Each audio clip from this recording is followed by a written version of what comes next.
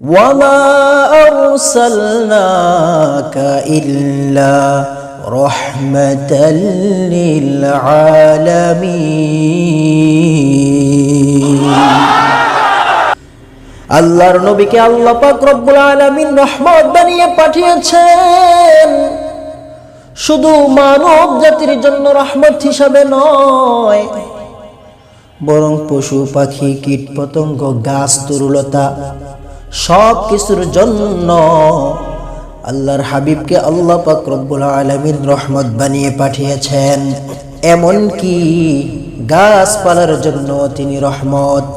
আল্লাহর নবী এসে ঘোষণা দিয়েছেন, প্রয়োজনে তুমি গাছ কাটতে পারবা, কিন্তু বিনা প্রয়োজনে গাছের একটা পাতা তুমি কাটতে পারবা না। কারণ কি?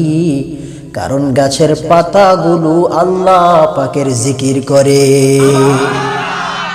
তিনি গাছের জন্য রহমত, তিনি পশু পাখির জন্য রহমত, তিনি গরু ছাগল উট সমস্ত পশু পাখির জন্য তিনি রহমত। একদিন আল্লাহর নবী রাস্তা দিয়ে হেঁটে যাচ্ছিলেন, পথির মধ্যে একটি ওট বাঁধা অবস্থায় তিনি দেখেছেন।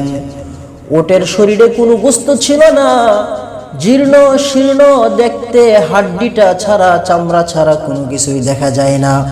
আল্লাহর নবীকে দেখে ওটের চোখ দিয়ে পানি বের হইতে লাগলো।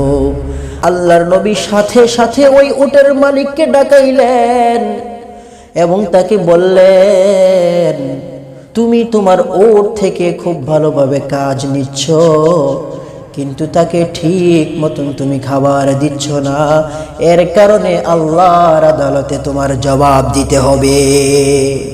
কাজে তিনি যে শুধু মানুষের জন্য রহমত এমন নয়, বরং তিনি গাছপালা তরুলতার জন্য রহমত, তিনি পশু পাখির জন্য তিনি রহমত। এই জন্য আল্লাহ পাক রব্বুল আলামিন আমভাবে পবিত্র কোরআনের মধ্যে আল্লাহ ঘোষণা করেন, ওয়ামা আরসালনাকা ইল্লা রাহমাতাল লিল আলামিন।